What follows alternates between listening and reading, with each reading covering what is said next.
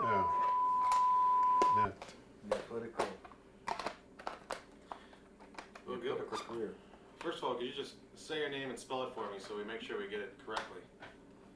Go ahead and do that. Oh, it's on now? Yep. Oh, Gilbert Ketzler. Gilbert Ketzler. Okay. You are now the second chief. Well, yeah, I mean, I don't feel like much of a chief, but Yeah. Well, maybe Barry, you could ask him. Ask about the. One thing I was wondering about was the history, like we were saying, from 30s From the till now, the late 20s, early 30s, yeah. and up till the present, the fire and all that. probably a good source would be the Nenana newspaper. I got some of it out here that I got from Alex, Hmm. and it gives an article about Al John's dad, little mini gold rush to Little Gold Stream, What's Little Mini Gold Rush? Is that a town?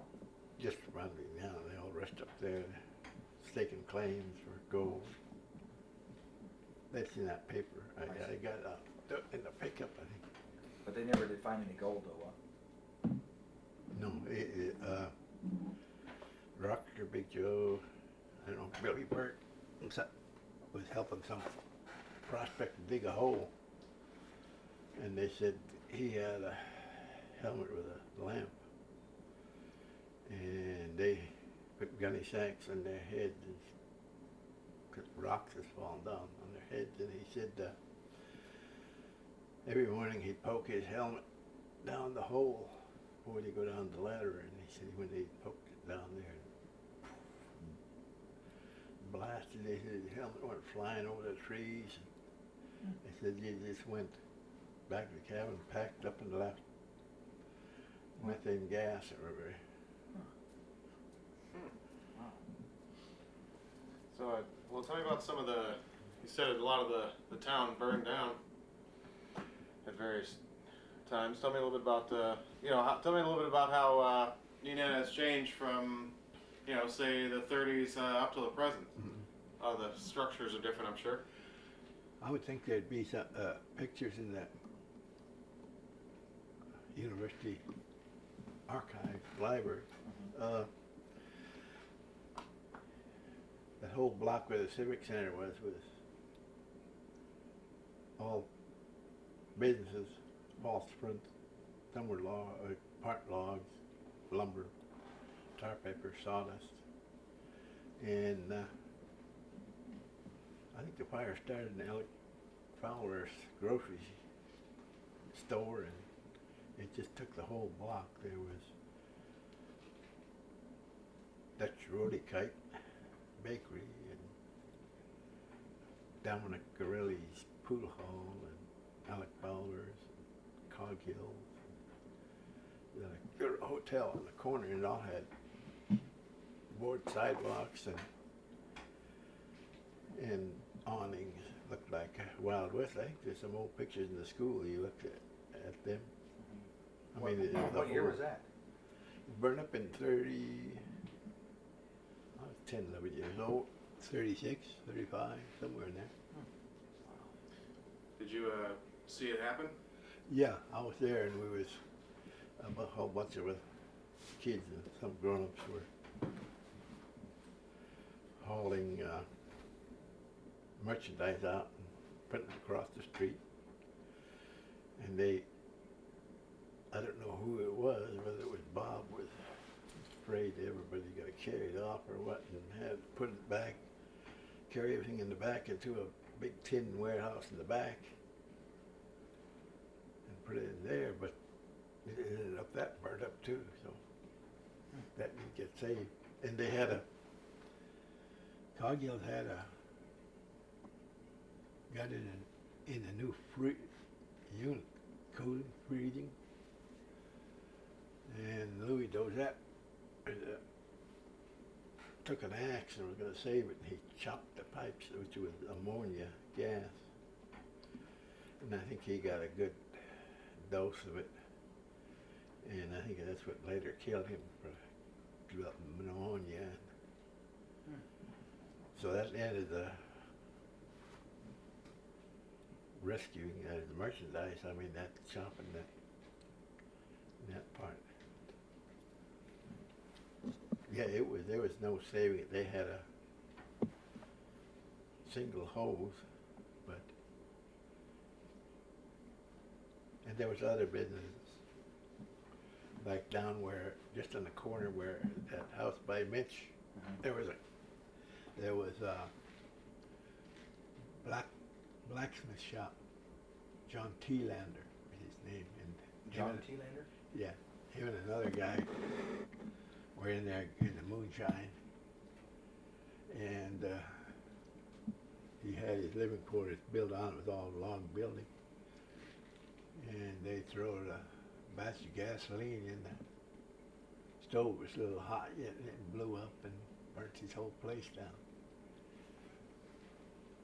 So the people that built a house there wondered why all these horseshoes and stuff coming out.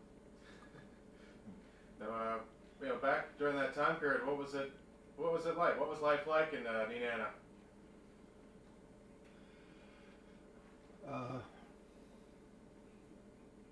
I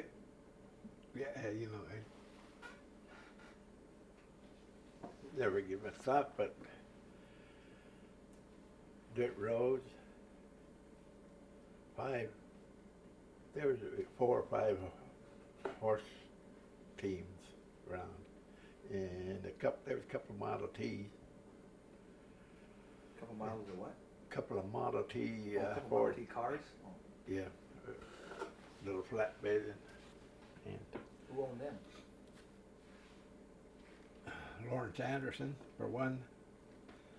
He had a homestead where the airport is now, and Alex Fowler had a kind of roach or flivver. And the school was 2-story local lumber, whatnot. It's long gone. I'm sorry, go ahead.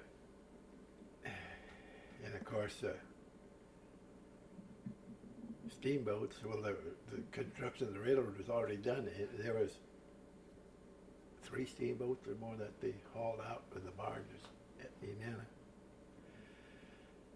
And the dock was altogether a different build. It was piling every 10, 15 feet, and between them were poles and trees or logs stacked up like cordwood and then covered with dirt, and that made the dock. That's back in the dirt there somewhere now. They kept building. And there was a lot of old railroad barracks, hospital, power plant. It was a railroad power plant run by steam. And How was the steam created? By firewood? boiler. No, they got coal. That paper I got out there, 1917, it said there was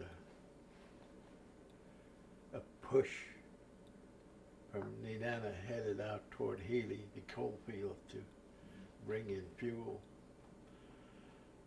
In the 30s, there was an NC store, trading post store was right where Cog Hill's parking lot is now. Pretty good sized building, 1-story post office in. And they, across the street, they had stacked up about 200 cords to take them through the winter. Of course, there was a fire bell, great big brass bell, just in the cupola there, that they rang when there was a fire. There was a lot of chimney fires going in them days too. I mean, you know, big flames coming out of stove pipes. Sometimes they get too hot, they burn the house down. Tell me, what happened when they built the highway through? I mean, that kind of sliced off the end of town, didn't it? Through here? Yeah. Yeah, that went right through the railroad area. All the barracks and whatnot. Powerhouse was right in that area, and of course that's completely gone. And down toward the end was 2 rows of railroad cottages. There's a couple of them still sitting around town that they've been moved. They probably remodeled, insulated. There was quite a number of railroad people still employed that labor intensive, because in them days there was anywhere from 10 to 20 railroad laborers every 10 miles on the railroad maintaining it.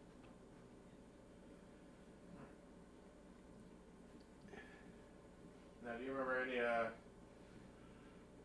things that happened in particular that stick out in your childhood that kind of show what kind of town Nenana was?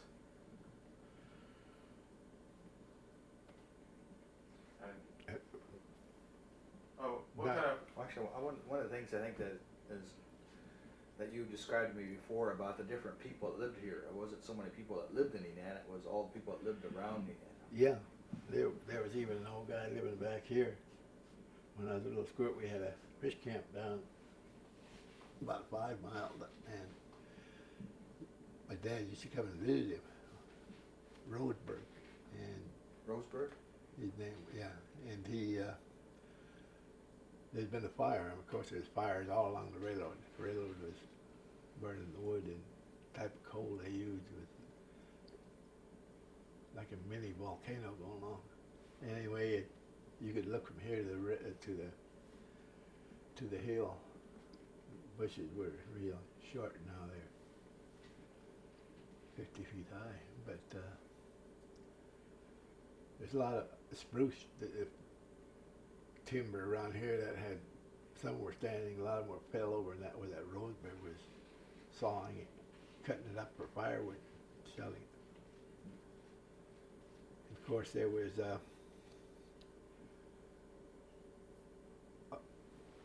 truck gardening, a lot of hay fields being grown for the horses. Truck gardening was pretty lucrative, I think. And like this guy, Tom Jones, had about 5 cows, and he really made a good living, you know, even if he was traveling from Seattle up to interior. I think it would take about a week, maybe more, because it took 2 days to come from Seward to Fairbanks. You had to overnight on the Curry, the railroad. And before they got the bridge done, there was a narrow gauge came from Fairbanks. They built the narrow gauge, and right down by Art Hanks there, you'd see that road that curves. That was one leg of the Y where they switched their little engine. And it was a ferry dock right at the end where Art Hanks lives in. In the winter, they'd lay the tracks on the ice over across to Nenana, pick up the freight, and haul it to Fairbanks. But How did most of the people make their living? Hmm? How did people make their living, you know, besides cutting firewood?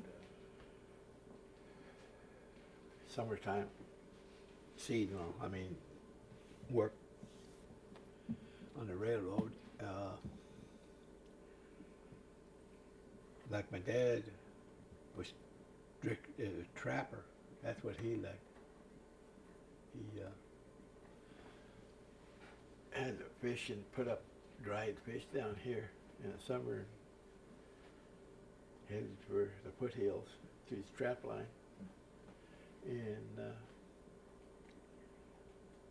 he made, I guess he made really good money, which would be better than, as good or better than now. I mean, like he said, he caught this silver fox or whatever it was, and he got, what'd he get? He said, did he say $2,000 or $1,000 for that one skin? And he said it was nothing for him to make $5,000 in lynx alone, the little foxes. I wonder why the value was so high then. I don't. But you know, the war came and prices went up, and dropped to nothing. Yeah. Partly because maybe they were starting. I don't know what you'd call them guys, entrepreneurs or whatever they were. That they went into Siberia and just get a shipload of furs and bring them over and make big money on it until they just drowned the market. What kind of work did you do? I worked on the at first. I worked on the railroad. I think I was 15 or 16 when I first started. I was, you know, big from age, and of course my dad got cancer, what it was, and he's a good friend with the roadmaster Joe McNavish, and I want to go to work, so he said, you're 18, and I went down to Broad Pass, and he died in July of '41, and there's a call on my answering machine here from Merleburg. I guess Hank been in contact with him and Alex, but my mother's sister had died just in that September of that same year. And them Berg children, I really don't know the history because my dad was sick, he was passing away, and I didn't know even realize what was happening to that family. They ended up in Southeastern, and they got adopted out into the lower 48. And Hank just seen a letter in the town chief's council paper asking him, you know, if anybody knew his relatives. And now Alex has found out that our family got relatives all the way from Cantwell to Kenai, by all kinds of them, I guess.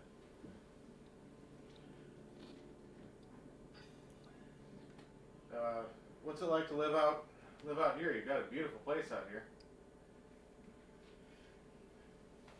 It's, you know, I like it here. I'd rather not, you know, I spent 30 years in Fairbanks, and I've been around Anchorage and worked all around the interior of Alaska, Pipeline, Anchorage, Glenallen, Healy, Canyon, but especially on the coast. They call this the banana belt, and after you get away from here, you realize it is a warm, dry spot. You get on the coast and get a lot of cool, damp rain.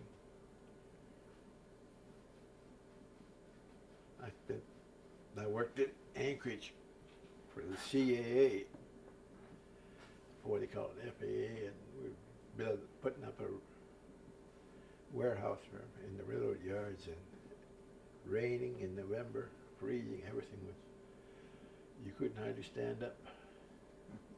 And I figured I just want to go back up here and take the 60 below rather than that wet, cold, a lot more miserable. But, I worked on the railroad labor gang then in a number of different places up and down the road, and then ended up in the shipyards on the working with the steamboat, the old timers there, and got running steam cranes and clam ship and all kind of work with that, and it graduated into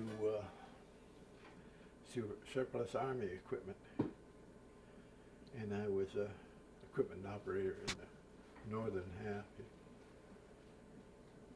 until they cut back and want to cut my wages. So I said, you cut my wages, I'm gone. They said goodbye. So I ended up in Fairbanks. Ended up with a job with the Teamsters. Now with them for about 30 years, 25, 30 years. That's where I retired from.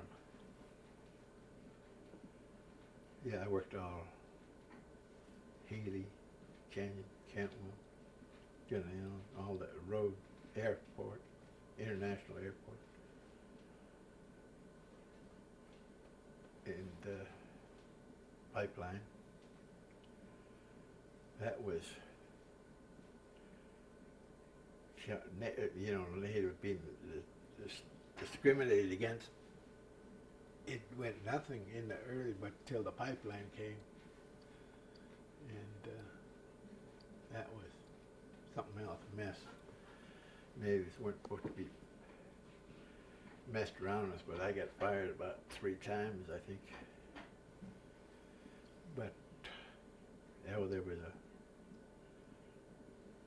like even the Teamsters here, you actually see it or prove it, but selling jobs and them those people that come up like out of California, and I was at pump 10 in the winter, and I was just hauling snow and watched all the people farm. They didn't understand that frozen ground. They were tearing up stuff that they built.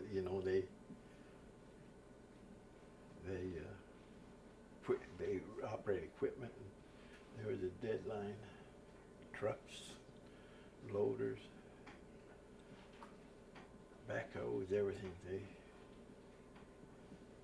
lift stuff with a loader or the backhoe, and they'd put the chain over the hydraulics shafts and bent trucks with simple little brake pot bolt hole break off, and you could all there was just parts change. They had waiting for parts. They were going to run there's an escrow on a cat. We got to rip a ditch for sewer line, and when he put the pressure on it, the boss is screaming and hollering, stop, you're going to break that cat in half. I mean, you never seen them, them cats are standing on their nose, ripping the frozen ground. But another question, sorry to interrupt, but another question I had is, what sort of things do you think would be good for Nenana to do looking into the future?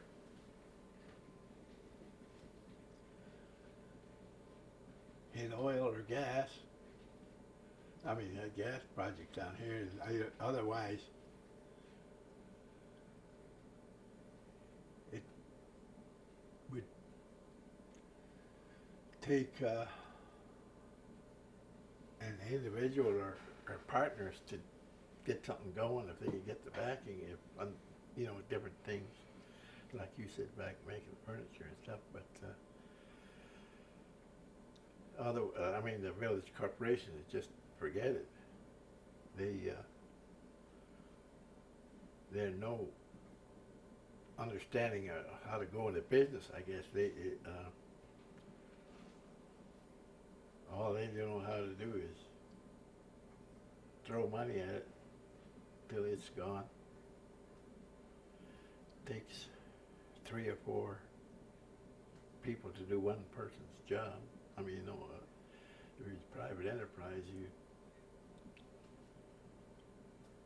do it without enormous salary. But it would take some enterprising individual on their own or partners to do something. But the Native Council could assist, council members getting the biz, but we've had a bad history in both our corporation and the council. I think Bear here, he's doing real good to try to get your head above water again. How is like day-to-day life different, say back in the 40s than it is now in Nenana? For one thing, you didn't have all these everything advanced in transportation, communication, roads, everything has, since when I was a kid, there was no radio except shortwave. You get shortwave radio. El Paso or some Texas station, California, England, but yeah, everything was labor intensive those days. Right now, there's outboard motors and all the boats and automobiles and airplanes.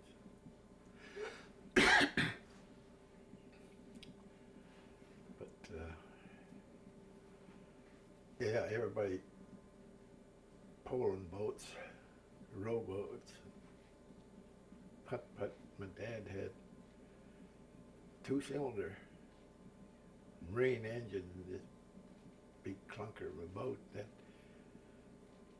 when we went to town, there was an all-day trip from 5 miles down the river. You had to poke a stick in the bank, see if he was moving. Plunk, plunk, plunk. Yeah, we're getting close on time. But I don't know what to talk about.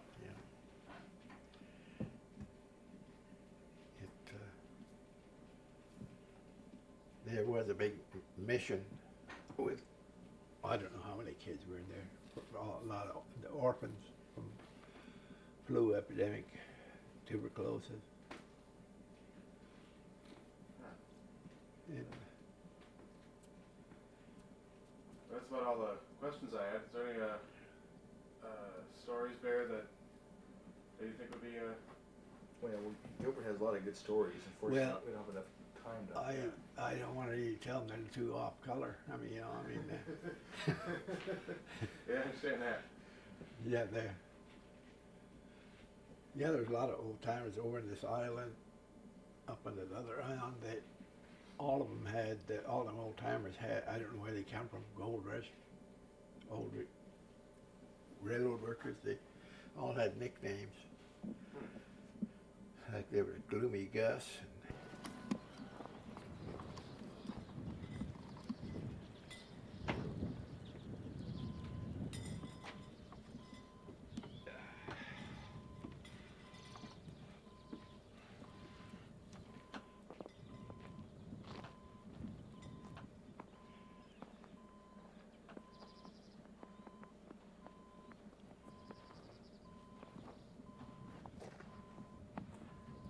I think I'm going to be building my wife a new house.